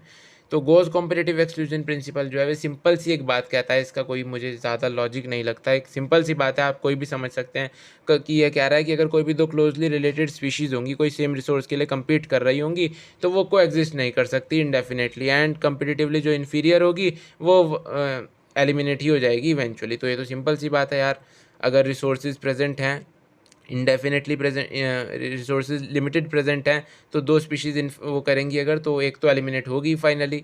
सो this may be true if resources are limiting but not otherwise. Main बात इन्होंने ये कही कि अगर रिसोर्सेज लिमिटेड हो तभी ये ट्रू है, अगर रिसोर्सेज लिमिटेड ना हो, ज़्यादा प्रेजेंट हैं, तो नहीं भी हो सकता ये।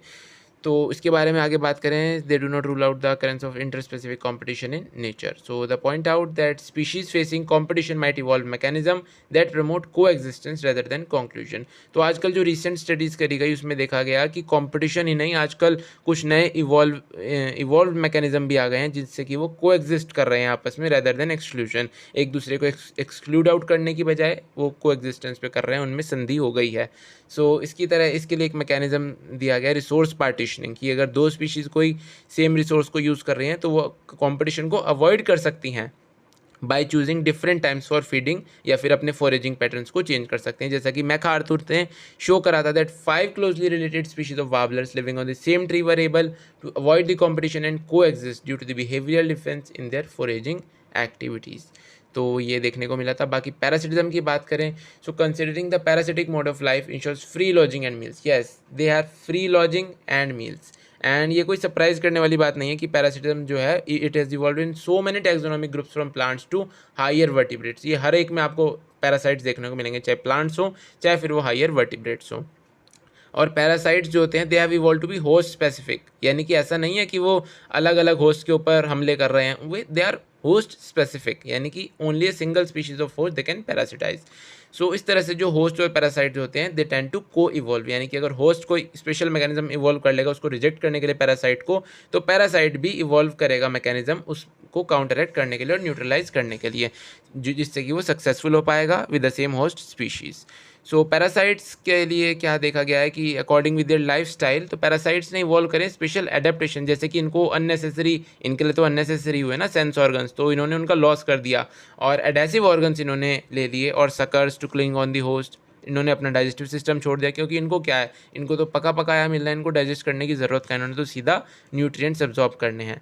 And they have high reproductive capacity, जिससे कि ये ईजिली तेज़ी से ग्रो करते हैं और होस्ट को ईजिली यूज़ कर सकते हैं अपने न्यूट्रिशन के लिए। तो जो लाइफ साइकिल होती है पैरासाइट्स की, ये काफ़ी कॉम्प्लेक्स होती है, जिसमें कि एक या दो इंटरमीडिएट होस्ट या वेक्टर्स प्रेजेंट होते हैं जो कि इनका प्राइमरी जो इनका होस्ट है उसमें पैरासिटाइजेशन करते हैं। जैसे कि ह्यूमन लिवर फ्लूक है, ट्रीमाटोड पैरासाइट, ये डिपेंड करेगा दो इंटरमीडिएट होस्ट पर, स्नेल पर और फिश पर, to complete its life cycle. हालांकि जो मलेरियल पैरासाइट्स है, it needs a vector mosquito, जिसको कि बोलते हैं फीमेल एनोफिलीज, जो कि स्प्रेड करेगा to other host. Majority of the parasites harm the host, they may reduce the survival and growth and reproduction of the host, और इसकी पॉपुलेशन डेंसिटी को कम कर देंगे। They might render the host more vulnerable to predation by making physically weak, उसको physically weak बना देंगे, जिससे कि वो काफ़ी इफेक्टिव हो जाएगा, जिससे कि उसका प्रेडेशन आसानी से हो सकता है क्योंकि वो वीक हो चुका है। तो आपको क्या लगता है कि जो आइडियल पैरासाइट होना चाहिए वो होस्ट को हार्म करना चाहिए या नहीं करना चाहिए? क्या बोलते हैं आप बताइए? Do you believe that an ideal parasite should be able to thrive within the host without the harming? अगर हाँ, then why didn't natural selection lead to the evolution of such totally harmless parasites? तो ऐसा क्यों नहीं किया गया? तो इसका सिंपल सा आंसर आई थिंक ये होना चाहिए कि जो पैरासिटिज्म में होता है कि होस्ट से हमने खाना लेना है, तो ऐसा नहीं हो सकता कि हम शांतिपूर्वक काम कर लें, हम भी को एग्जिस्टेंस कर लें। तो ऐसा कुछ केसेस में है, कुछ में नहीं है। अब हमारे अंदर इतने सारे माइक्रोब्स प्रेजेंट हैं, इतने सारे कि आपको आइडिया भी नहीं होगा उसका। तो इतने माइक्रोब्स हमारे साथ को एग्जिस्ट कर रहे हैं, लेकिन कुछ पैरासाइट्स ऐसे होते हैं जो कि हमको हार्म करने के लिए ही आते हैं। तो उनका काम ही है हमको हार्म करना, हमको वीक करना, जिससे कि हम उनको रिस्पॉन्स ना कर पाएँ, हमारी बॉडी उनके अगेंस्ट काम ना कर पाए। तो पैरासाइट्स जो होते हैं that feed on external surface of host, they are called ectoparasite, जो कि आप सब लोग जानते हैं, lice on humans and ticks on dogs. कुछ मैराइन फिशेस भी होती हैं जो कि इन्फेस्टेड होती हैं विद एक्टोपैरासाइट्स कोपोड्स। और प्लांट्स की बात करें तो प्लांट्स में भी होते हैं पैरासाइट्स ऑफ कोर्स। कसकटा है एक पैरासिटिक प्लांट है जो कि कॉमनली फाउंड होता है ग्रोइंग ऑन हेज प्लांट्स। ये क्या करता है, दूसरे प्लांट के ऊपर ग्रो कर जाता है। तो इसको क्लोरोफिल की तो ज़रूरत है नहीं, इसको लीव्स की भी ज़रूरत नहीं है, तो इसने ये सब कुछ छोड़ दिया। ये सीधा उस प्लांट से अपना न्यूट्रिशन लेता रहता है, इसको जड़ों की ज़रूरत नहीं, इसको किसी चीज़ की ज़रूरत नहीं, ये बस उस प्लांट पर ग्रो कर जाता है, उस प्लांट पर पैरासिटाइज कर जाता है, तो ये अपना न्यूट्रिशन सारा उस प्लांट से ले लेता है। फीमेल मॉस्किटो की बात करें, हालांकि it is not considered a parasite, हालांकि उसे हमारा ब्लड चाहिए होता है फॉर रिप्रोडक्शन, क्योंकि वो न्यूट्रिशन के लिए नहीं ले रही है ब्लड को, इसलिए उसको हम पैरासाइट नहीं बोल सकते। पैरासाइट वो है जनरली जो हमारी बॉडी से न्यूट्रिशन ले रहा है, तो वो रिप्रोडक्शन के लिए ब्लड ले रहे हैं मॉस्किटो, इसलिए हम उसको पैरासाइट नहीं बोल सकते। एंडो पैरासाइट्स की बात करें, जो हमारे अंदर प्रेजेंट होते हैं, होस्ट की बॉडी के अंदर प्रेजेंट होते हैं डिफरेंट साइट्स पर, जैसे कि लिवर, किडनी, लंग्स, आरबीसीज, कहीं पर भी हो सकते हैं। तो लाइफ साइकिल जो एंडो पैरासाइट्स की होती है, they are generally more complex. Note कर लीजिए पॉइंट को, क्वेश्चन बन सकता है यहाँ से कि किसकी लाइफ साइकिल ज़्यादा कॉम्प्लेक्स होती है, एक्टोपैरासाइट की या एंडोपैरासाइट की? तो एंडोपैरासाइट्स की लाइफ साइकिल जो होती है ज़्यादा कॉम्प्लेक्स होती है, क्योंकि इनका एक एक्सट्रीम स्पेशलाइजेशन होता है, ये हर ऑर्गेनिज्म पर ग्रो नहीं करते हैं, तो उसका ये होस्ट स्पेसिफिक होते हैं थोड़े से। So their morphological and anatomical features are greatly simplified while emphasising their reproductive potential. तो उन्होंने अपने मॉर्फोलॉजिकल और एनाटॉमिकल फीचर्स को सिंप्लीफाइड कर लिया और अपने रिप्रोडक्टिव पोटेंशियल पर ज़्यादा ध्यान दिया, क्योंकि उनको रिप्रोडक्टिव कैपेसिटी हाई होनी चाहिए। ब्रूड पैरासिटिज्म की बात करें, इसमें क्या होता है, it's a fascinating example of parasitism, जिसमें कि एक पैरासिटिक बर्ड होती है cuckoo, which lays its eggs in the nest of its host, यानी कि क्रो के नेस्ट में वो कुकू बर्ड जो होती है, कोयल बर्ड, वो वहाँ पर जाके एग देती है अपने। और जो इस तरह से इवॉल्व हुई है वो कि उसके जो एग्स होते हैं वो अपीयरेंस में क्रो के एग्स जैसे ही होते हैं, और जो उसका होस्ट होता है वो कंफ्यूज हो जाता है, क्योंकि जब होस्ट नहीं होता वो तब वहाँ पर अपने एग्स रिलीज़ करके आती है कोयल बर्ड। तो अब होस्ट कंफ्यूज हो जाता है कि इसमें मेरे बच्चे कौन से हैं और दूसरे बच्चे कौन से हैं, लेकिन उसको इंक्यूबेट सबको करना पड़ता है क्योंकि उसमें कुछ बच्चे उसके भी हैं। सो during the course of evolution जो एग्स हैं पैरासिटिक बर्ड के, वो इस तरह से इवॉल्व हुए हैं कि उनके होस्ट के एग को रिजेंबल करें साइज और कलर में, to reduce the chances of host bird detecting the foreign eggs and ejecting them from the nest. So cuckoo और क्रो के केस में आपको देखने को मिलेगा, अगर आप उनके ब्रीडिंग सीजन यानी कि स्प्रिंग टू समर में उनको देखें तो ब्रूड पैरासिटिज्म आप आसानी से देख पाएंगे। बात करें हमारे फोर्थ कमेंसलिज्म की, कमेंसलिज्म में एक को फ़ायदा है, एक को कोई नुकसान नहीं है, कोई फ़ायदा नहीं है। तो orchid growing on an epiphyte on mango branch, तो मैंगो को इसमें कोई नुकसान नहीं होता। ऑर्किड अगर उस पर ग्रो करता है तो वो सिर्फ अलग से अपना ग्रो कर रहा है, वो कोई पैरासाइट की तरह ग्रो नहीं करता है मैंगो की ब्रांच पर। सो बार्नेकल्स की बात करें, growing on the back of well, benefit while neither the mango tree nor the whale derives any apparent benefit। तो जो बार्निकल्स होते हैं वेल की जो बैक पर रहते हैं तो वो क्या होते हैं, वो जनरली उनको फ़ायदा हो जाता है, लेकिन वेल को ना कोई फ़ायदा ना कोई नुकसान, लेकिन बार्निकल्स अपने प्रीडेटर से बच जाते हैं क्योंकि वेल के पास वो नहीं आते हैं। सो जो कैटल इग्रेट का एग्जांपल आपने ज़रूर देखा होगा, grazing cattle in close association. एक कैटल इग्रेट होती है बर्ड, वो ग्रेजिंग कैटल के साथ घूमती है। आपने देखा होगा कहीं कभी गाय कहीं चल रही होती है तो वहाँ पर कूड़ा वगैरह कहीं पर या फिर खेत वगैरह में, तो वहाँ पर बर्ड्स प्रेजेंट होती हैं, वो गाय के ऊपर बैठ जाती हैं, वो होती हैं कैटल इग्रेट बर्ड्स। जब गाय चलती है तो क्या होता है, वेजिटेशन जब हिलती है पूरी तो उसमें जो पेस्ट वगैरह होते हैं, छोटे मोटे मच्छर वगैरह, तो वो सब उड़ते हैं गाय के चलने से, तो कैटल इग्रेट बर्ड उनको पकड़कर खा लेती है। तो अब कैटल इग्रेट को तो फ़ायदा हो गया, लेकिन ग्रेजिंग कैटल को तो क्या नुकसान क्या फ़ायदा, वो तो अपना खा रही थी, एक कैटल की वजह से उसे क्या नुकसान, अब उसे कुछ कह तो नहीं सकती वो। तो ये एक एग्जाम्पल हो गया, क्लासिक एग्जाम्पल कमेंसलिज्म का।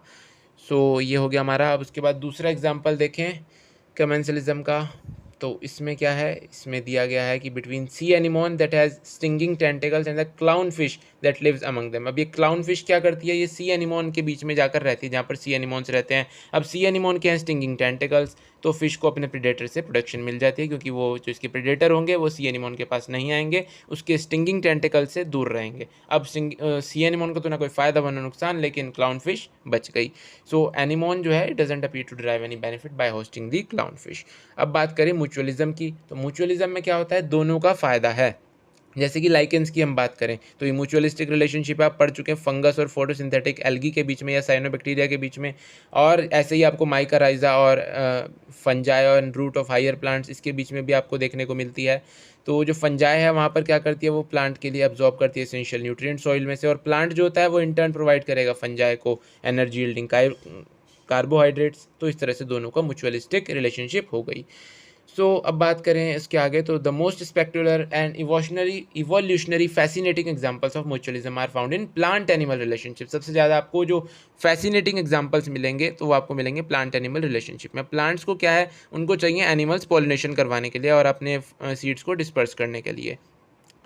सो एनिमल्स को फीस उसके लिए कुछ ना कुछ पे करनी पड़ेगी फ्लावर को, कि भाई वो उसको सर्विस दे रहा है एनिमल प्लांट को, कि भाई वो उसको पॉलिनेशन करवा रहा है, उसके सीड्स को डिस्पर्स करा रहा है, तो उसके लिए उसको फीस प्रोवाइड करनी पड़ेगी। तो प्लांट एक्सपेक्ट जो उससे कर रहा है, तो प्लांट क्या करता है, वो रिवॉर्ड ऑफर करता है in the form of pollen and nectar for pollinators and juicy and nutrition fruits जो होते हैं फॉर सीड डिस्पर्सर्स। तो सबके लिए कुछ ना कुछ रिवॉर्ड्स हैं, तो रिवॉर्ड्स मिलते हैं, फिर वो आगे इसको डिस्पर्स करवाने में और पॉलिनेट कराने में हेल्प करते हैं। लेकिन म्यूचुअली बेनिफिशियल सिस्टम जो है इसको सेफ गार्ड भी करना चाहिए अगेंस्ट दी चीटर्स। जैसे कि कुछ एनिमल्स होते हैं वो ट्राई करते हैं to steal the nectar without aiding in pollination. अब आप कहेंगे ऐसा भी होता है प्लांट एनिमल्स में? जी हाँ, बिल्कुल होता है। चीटर्स हर जगह होते हैं, ऐसा नहीं है कि हर काम हर जगह पॉजिटिव वे में ही चल रहा है, तो हर जगह सब चीज़ देखने को मिलेगी आपको। सो प्लांट जो एनिमल इंटरेक्शन है ये इस तरह से को इवॉल्व करते हैं कि जो म्यूचुअलिस्ट होते हैं, यानी कि जो evolution of the flower and its pollinatory species are tightly linked with one another. जैसे कि आप बात करें कि अगर हम देखें कि ओवरी की जो होती है लेंथ होती है, और जो किसी कोई बी है उसके ऊपर जो पॉलिनेट करवा रही है उसके जो स्टिंग की लेंथ है वो लगभग कई बार बराबर देखी गई है कि भाई वो किस तरह से पॉलिनेट करवा रही है और क्या कर रही है। तो इसका सारा आपने पढ़ा भी होगा इसके बारे में। तो in many species of fig also there is a tight 1-to-1 relationship with the pollinator species of wasp, यानी कि एक गिवन फिग स्पीशीज है जो कि पॉलिनेट होगी by its partner wasp species and no other species. Female wasp क्या करेगी, वो यूज़ करेगी फ्रूट को not only as an oviposition, खाली वो एग ले करने के लिए यूज़ नहीं करेगी उसे बस, बल्कि उसको डेवलपिंग सीड्स जो होंगे उसमें फ्रूट्स में उसको वो अपने बच्चों को खिला के उनको नरिश भी करवाएगी। तो जो वास्प होगी इस तरह से वो पॉलिनेट कर देगी फिग को while searching for suitable egg laying sites, और इसके बदले में फेवर ऑफ पॉलिनेशन में फिग जो है वो ऑफर करेगा वास्प को some of its developing seeds as food for the developing wasp larvae. अब ऑर्किड्स का एक एग्जाम्पल है, it shows a bewildering diversity of floral. आपको एक इसमें वाइल्डरिंग डाइवर्सिटी देखने को मिलेगी, काफ़ी खतरनाक डाइवर्सिटी फ्लोरल पैटर्न्स में खाली। तो इस तरह से इसके इतने सारे पैटर्न्स हैं जो कि इवॉल्व हुए हैं to attract the right pollinator insect, bees and bumble bees. तो ये उनको अट्रैक्ट करता है अपनी तरफ गारंटेड पॉल्यूशन इंश्योर करने के लिए। तो ऑर्किड्स क्या रिवॉर्ड ऑफर करता है? अब ये मेडिटेरेनियन ऑर्किड होता है एक ओफायरस। तो ये क्या करता है? It employs sexual deceit to get pollination done by a species of bee. तो इसकी एक फ्लावर की जो एक पेटल होती है उसकी एक रिजेंबलेंस जो होती है ना, वो उसी बी की फीमेल की तरह दिखती है। उसके कलर मार्किंग्स वगैरह बिल्कुल सेम इस तरह से को इवॉल्व होते हुए हैं कि मेल को लगता है कि ये फीमेल भी है, तो मेल भी अट्रैक्ट हो जाती है उससे, what is perceived as a female, उसके साथ सूडो कॉपुलेशन करती है विद द फ्लावर, और इस प्रोसेस में वो डस्ट हो जाता है विद द पोलन। सो फिर जब सेम बी दूसरे सूडो कॉपुलेट करेगी दूसरे फ्लावर के साथ, तो उसके पोलन ट्रांसफर हो जाएंगे और फ्लावर में पॉलिनेशन देखने को मिल जाएगा। यहाँ पर आप देख पा रहे होंगे कि को इवोल्यूशन किस तरह से ऑपरेट हो रहा है। यहाँ पर आपको डायग्राम में भी देखने को मिल रहा है। इफ़ द फीमेल बीज colour pattern changes even slightly, अगर किसी रीज़न से बी के जो उसका कलर था, अगर वो पैटर्न वगैरह कुछ चेंज हो गया, तो पॉलिनेशन की सक्सेस रिड्यूस हो जाएगी जब तक ऑर्किड फ्लावर कोई इवॉल्व ना कर ले to maintain the resemblance of its petal to the female bee. और इसी के साथ हमारा चैप्टर हो गया फिनिश। तो ये था हमारा चैप्टर ऑर्गेनिज्म एंड पॉपुलेशन, और काफ़ी ज़्यादा बड़ा चैप्टर था यार। वीडियो भी बहुत ज़्यादा बड़ी बन गई है, एक ही पार्ट में डालूंगा मैं तो। बाकी अगर आप आगे से कहेंगे तो मैं आगे से 2 पार्ट में डाल दिया करूँगा, क्योंकि 2 पार्ट में देखिए, मुझे पर्सनली मैं बात करूँ तो मुझे 2 पार्ट में वीडियोज़ डालना पसंद नहीं है। उससे काफ़ी टूट जाती है वीडियो, और आप लोग अगर कोई ढंग से देखने का इच्छुक है तो उसको मज़ा नहीं आ पाता है, वो इधर उधर वीडियोज़ ही ढूंढता रह जाता है। तो हमको क्या करना है, अब हमको एक वीडियो में देखना है पूरा, अगर हमको देखने की है। बाकी आपने अगर स्पीड तेज कर ही ली होगी, अगर आपको पढ़ा हुआ होगा आपने चैप्टर। तो thank you very much for watching the video. अगर सब्सक्राइब नहीं करा है आपने, पहली बार हमारे चैनल पर आए, वीडियो पसंद आई है तो लाइक कर दीजिएगा, सब्सक्राइब कर दीजिएगा, और thank you very much for watching the video. Next chapter जल्दी आएगा आपके लिए। Okay then, bye bye.